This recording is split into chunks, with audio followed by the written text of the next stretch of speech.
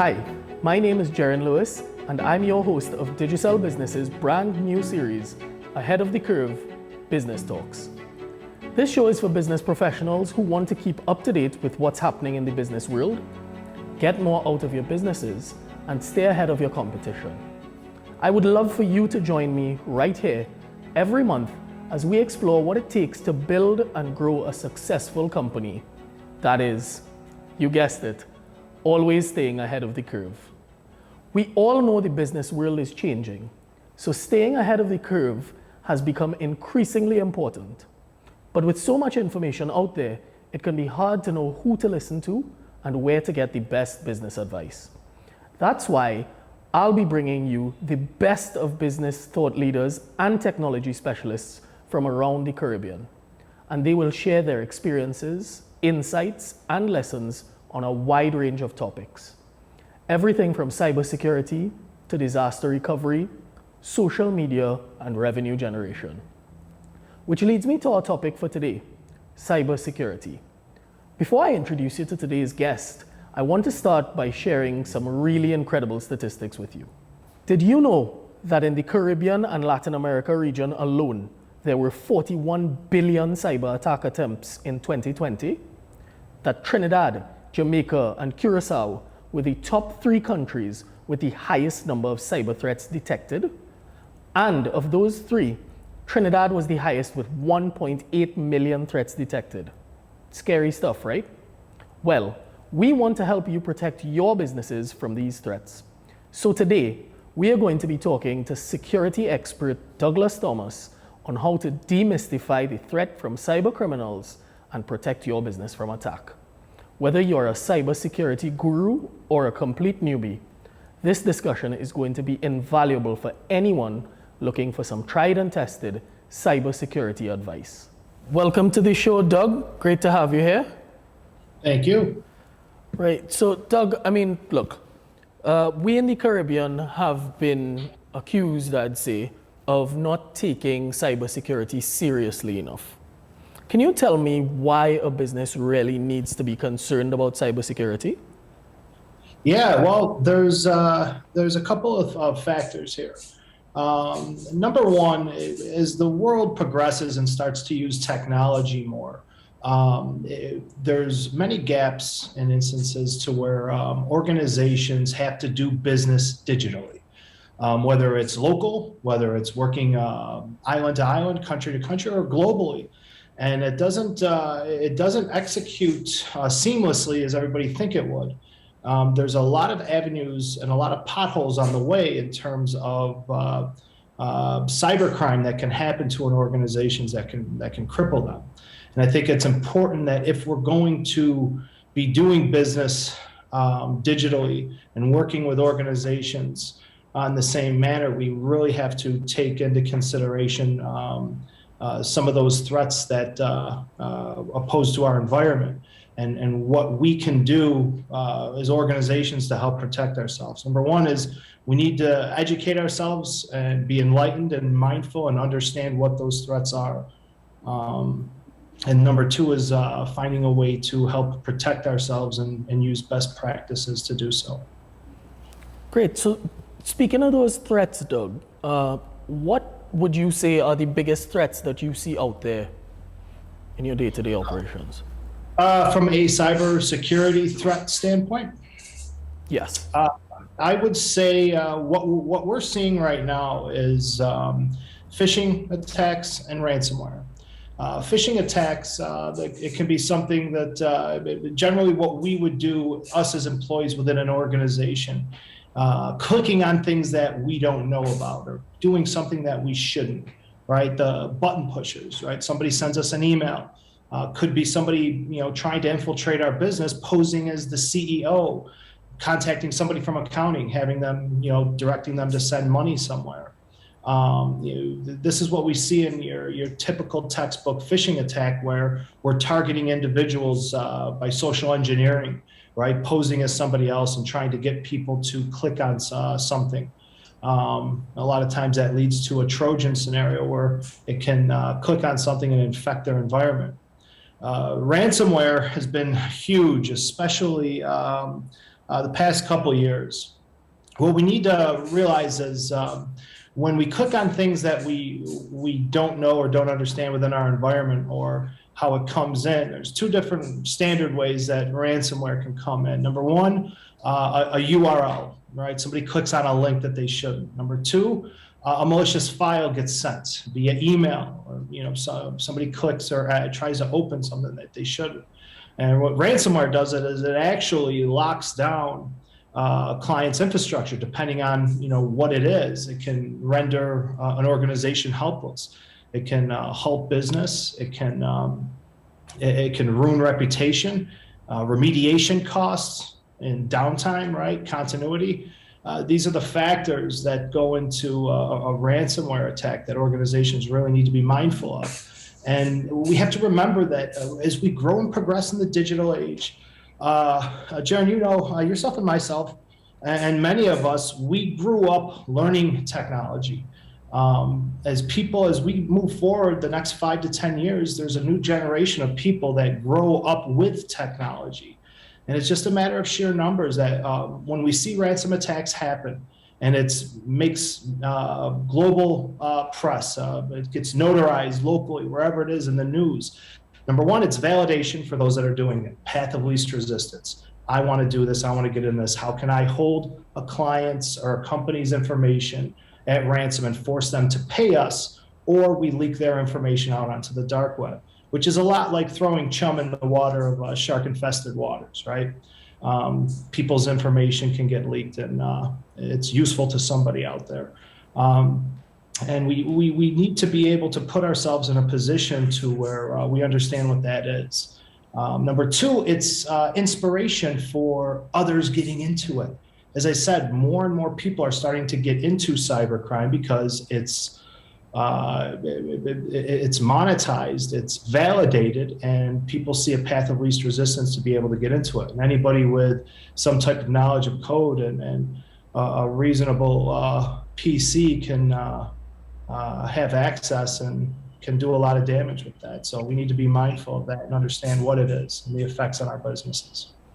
Well, that's definitely some scary stuff, Doug. But tell me, do you think that there are specific businesses in terms of their type or size, or maybe specific industries that are more susceptible to these types of attacks? Geez, that's a good question. Any company that does business digitally, okay, stores data, transfers data, is at risk. Okay, many times when hacks, bad guys are probing, they're using bots. They're not even manned anymore. They're just constantly probing, looking for open ports, trying to find ways into any environment. We do see, because of the onset of COVID especially, there's been a massive ramp up in attacks on government entities, healthcare, finance, manufacturing, and supply chain.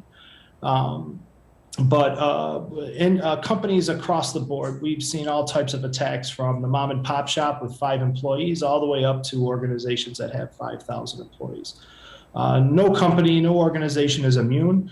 And like I said before, as the years progress, the attacks continue to ramp up. So if you're going to do business in the digital world, definitely be mindful of the pitfalls such as cybercrime that go along with it.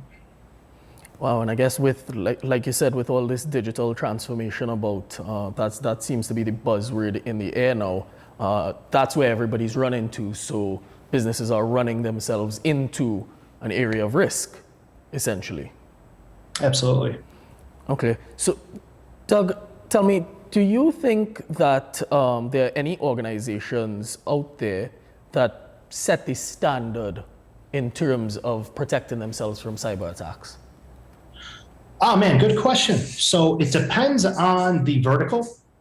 There are some organizations that can and do set the standards based on compliance is a main driver, right? We don't know what we don't know. So we have to be mindful that yesterday's luxuries are tomorrow's necessities. For example, years ago, it was a luxury as people started getting into the digital age. Well, we need a firewall, right? Now it's pretty standard across the board.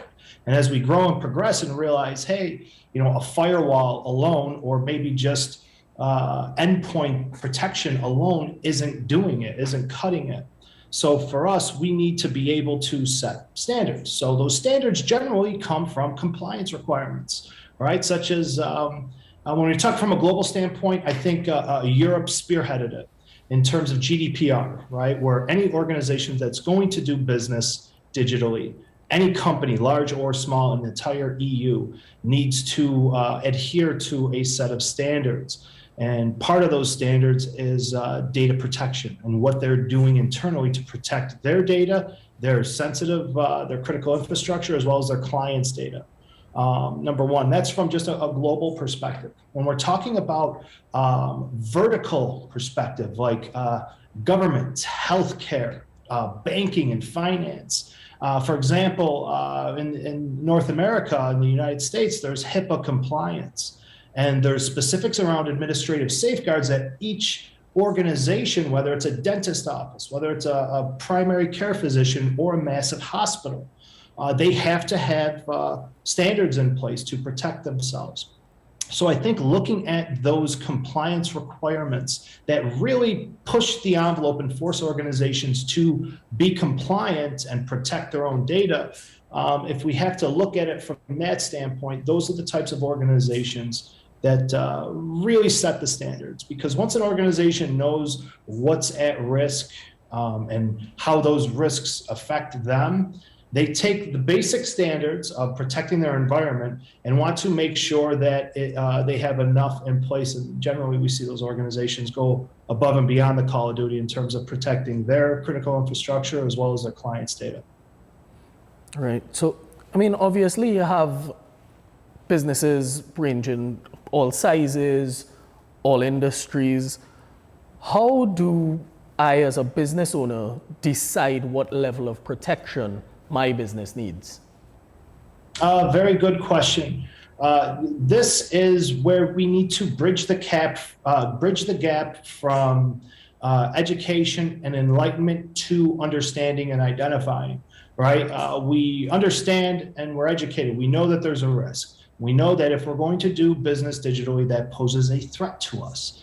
Moving forward from there, how do I identify my business? Right? Every organization is different based on the hardware they use, the applications they use, the complexities of their environment, and also the individuals that are managing it, internal, external IT departments, many factors. So I think for an organization to address this, they really need to seek professional assistance in terms of understanding the vulnerabilities within their environment, right? Identifying assets, identifying what's critical infrastructure, and working with organizations to help build a roadmap and a plan to protect themselves. And a lot of that can be based on budget, need, time frame.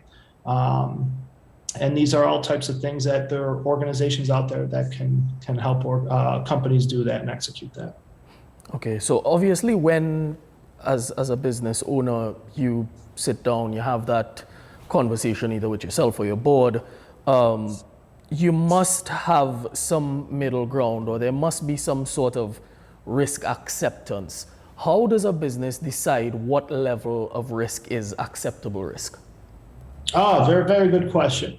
So we factor these things in all the time with companies. We're faced with, we have to realize when organizations start investing into protecting their environment, we have to realize that they're working with a certain budget, right? And with that budget, we have to identify what can we provide, or what can an organization provide as service and coverage based on that. And a lot of that comes to your point, what's risk acceptance? For us, it's identifying critical infrastructure. What can we not live without, right? What do we need to maintain business continuity, as well as protect ourselves and adhere to compliance if compliance is a main factor? And we need to address the immediate concerns first and identify what the risk acceptance is. For example, if there's workstations, desktops, and laptops, what those are generally connected to, what the users have access to. And those are all parts of an assessment that an organization can have done to identify critical infrastructure and risk acceptance, which are all generally based on budget, need, and time frame. Okay, and I suppose when a business gets this type of advice, the expert providing the advice would help them out, I guess, with understanding whether they're spending appropriately on the right tools and controls to protect the environment. Yeah, it's a matter of what we call bucketizing, right? Identifying where our critical infrastructure is, identifying, to the last question that you asked, what we need to focus on. And from there are different tool sets within a cybersecurity stack that can be prescribed based on protecting those elements within an infrastructure. Right, and based on what that is, those are generally the ways of how we build a roadmap, a realistic roadmap, right, to protect those clients' environments, depending on what the tools are, depending on where the critical data sits, and also factoring in the other pieces like compliance and whatnot. Right. Now, obviously, we in the era of research, there's a lot of talk about people doing their own research and that kind of thing. I have done some research on this, and the way I see it is, like you said, we progress into this digital age. Companies are walking or even running sometimes into this area where there is risk. Do you see, I know it happens in the United States, for example, where you are, but we don't see it often in the Caribbean. Do you recommend something like cybersecurity insurance, or do you see a need for cybersecurity insurance? There is. We've seen a massive ramp up in North America and the EU in cyber liability insurance. These are just basic standards that organizations, when we're talking about risk acceptance, if we do or don't get something in place, and that insurance, protects the organizations to a certain extent, depending on what the policy is. But we can anticipate cyber insurance becoming more of a standard as we go. And generally, when we see this happening in trends is when compliance requirements start to also build that into where not only do you need protection and proactive monitoring, so to speak, but you also need to have certain levels of cyber liability. And you can expect to see some organizations, before they even do business with companies, may require that they have certain protection in place for their infrastructure, as well as some type of cyber liability. Okay, so that's an interesting point, and it brings me to my next question, Doug. Obviously, your cybersecurity posture, so to speak, would have to be validated by an insurer. Are there experts out there that can tell you where the vulnerabilities in your organization lie? Yes, absolutely. There are ways that organizations can come in and deploy a service that allows them to identify, bucketize, right? Is it a workstation, group of servers? Yeah. Anything that is part of the infrastructure, but also identify what it is and rank it based on, vulnerability and risk. So there are ways to be able to have an organization assess that. Okay, and would I be correct in assuming that ethical hackers would be used in a process like that? Yes. So it depends. So there are a couple of ways. You can do a vulnerability assessment, right, which basically allows an organization to come in, deploy a solution, and again, identify assets and identify what those vulnerabilities and risks are and what that means to an organization. If we are talking specifically about a penetration test, such as an ethical hacker coming in, that ethical hacker would come in and simulate what a bad person would be doing to try and hack and break into an environment. And in that case, they would execute. And keep in mind, it's moral, so there's certain things that an ethical hacker won't touch, but the follow-up to that is being able to show the organization, hey, this is what we've done, this is how we got into the environment, this is how we bypassed certain protocols within your environment, and giving them follow-up steps of remediation and what they can do to fix that, as well as a proactive plan to help protect themselves in the event of another attack, which we can definitely anticipate would be happening. Okay, great. So Doug, in the world of ethical hacking, right? I think maybe the concepts of what is lawful and what is ethical kind of get blurred a little bit, right? So what exactly does ethical mean in the term ethical hacker? Ethical hacker means a lot of times it would be just like an individual that has the skill sets to break into a client's environment. When they break into a client's environment, though, are they really going to steal data? Are they really going to shut down servers? Are they really going to deploy or infiltrate, a ransomware or malware attack? Right? No, it's designed from an ethical hacker. They are certified. They go through certain training steps and built-in efficacy plans that basically certify them that they are a good guy that is able to pose as a bad guy working within an environment, as opposed to somebody that's rogue that has the same skill sets as an ethical hacker might, but their main goal is to render you helpless in order for you to pay them money. Okay, so I've actually seen 3 terms used to describe hackers. So I don't know if you could help me to clarify who does what. I've seen black hat, white hat, and gray hat described as categories of hackers. Who in there does what? What does it all mean? We're talking about the categories from like black hat? Yeah, black hat hackers, white hat hackers. What? Right, so black hat hacker is one who would violate computer security for their own personal profit or out of just basically malice, right? So it's somebody that would basically allow them to come in, understand what the threats are that poses into an organization, and they're doing it for personal gain and what they want to do, right? White hat is your ethical computer hacker or computer security expert. Basically, this is someone who specializes in, like we said before, penetration testing and other types of testing methodologies that basically ensure the security of an organization's information system. And ethical hacking is more of a term that it implies a broader category of just basic penetration testing.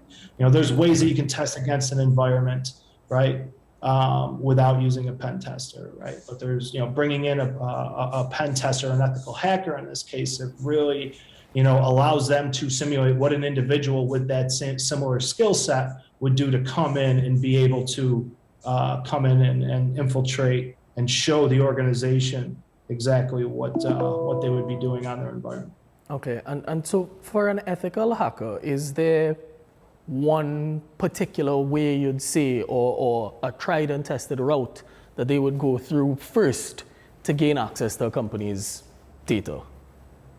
Well, what we do in an ethical hack is it depends on if an organization wants to focus specifically somewhere within their environment, right? Like, hey, Mr. and Mrs. Security experts, we just launched a new division. We don't have any security in it. We have new infrastructure. We want to test against, people's access to, our environment, right? Or external IPs. Right, identifying what those IPs are is generally a first step for external testing. And we have internal testing based on, can we get user credentials and passwords? Are we able to, gain access to people internally, as well as the social engineering? Can I pose as the CEO telling somebody in accounting to send X amount of dollars somewhere? Or even test against applications that organizations use, right? Our Office 365, our G Suite, any SaaS applications like a CRM or whatnot. These are all things that if we can gain access and control to from a hacking standpoint, it definitely poses a risk from a continuity standpoint with those organizations. So we spoke a little bit earlier about acceptable levels of risk for a business and its owners.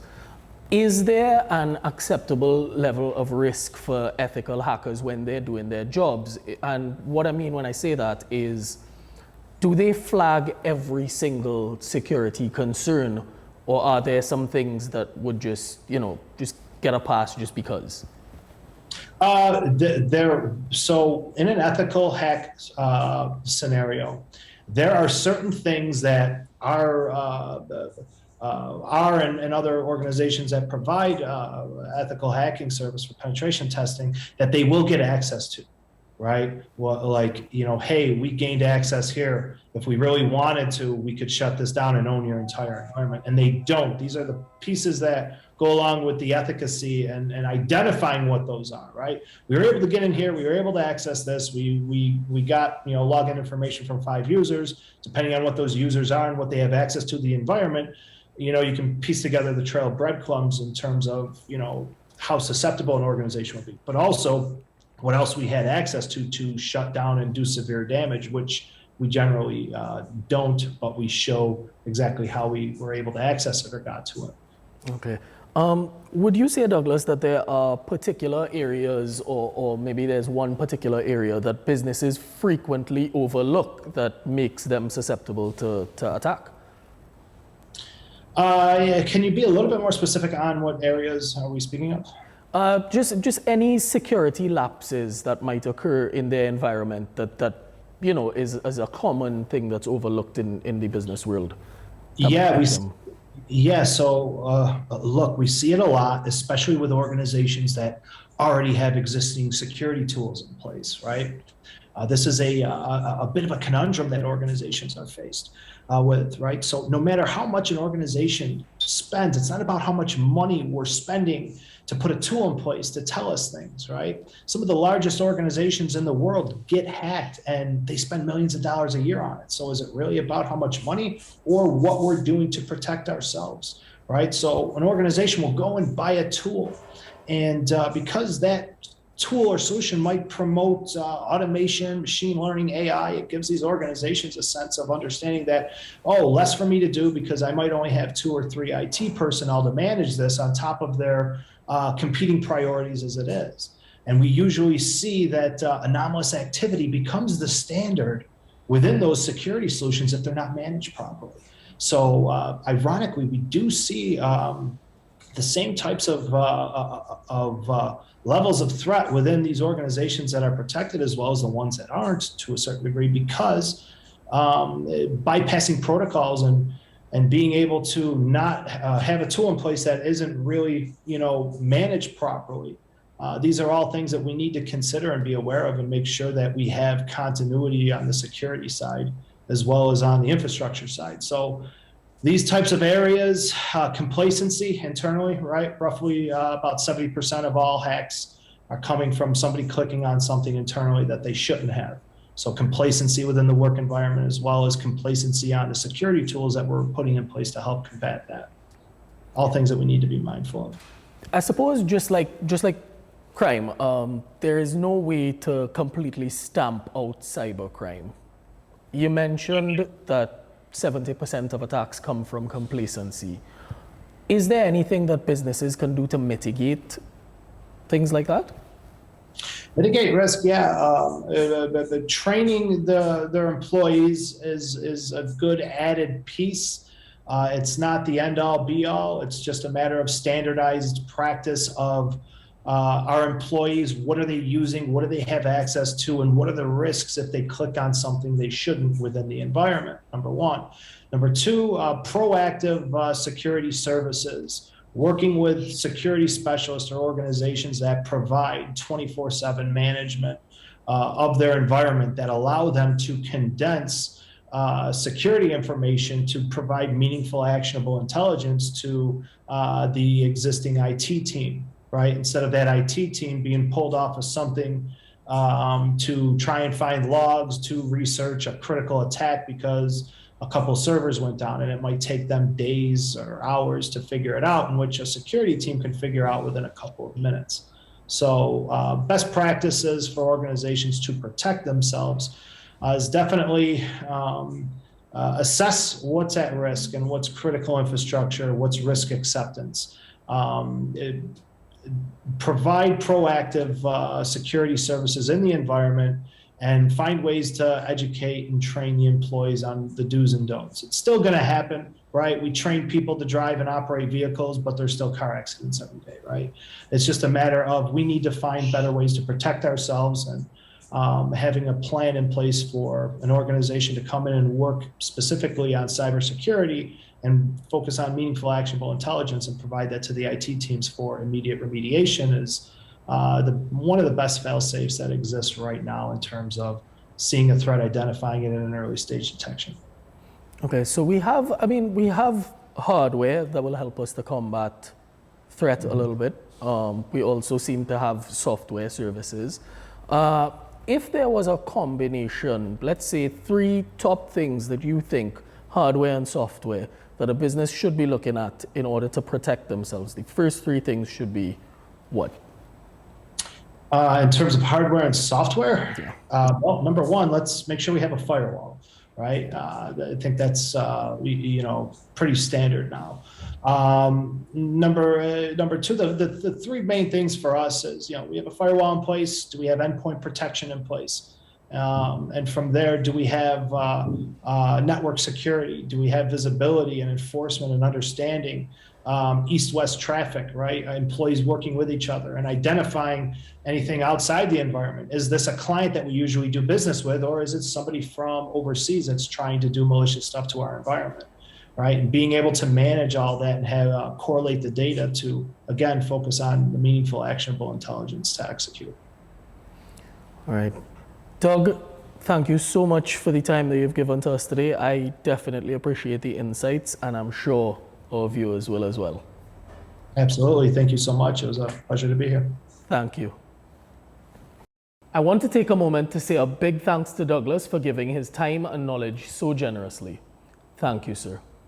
And thanks to you, our listeners. We hope you've enjoyed this month's episode of Ahead of the Curve Business Talks. And you're absolutely going to want to join us again next month when we'll be exploring entrepreneurship from a Caribbean perspective. We'll be bringing you one of the Caribbean's most successful entrepreneurs.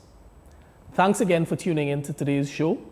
See you soon as we continue Ahead of the Curve Business Talks.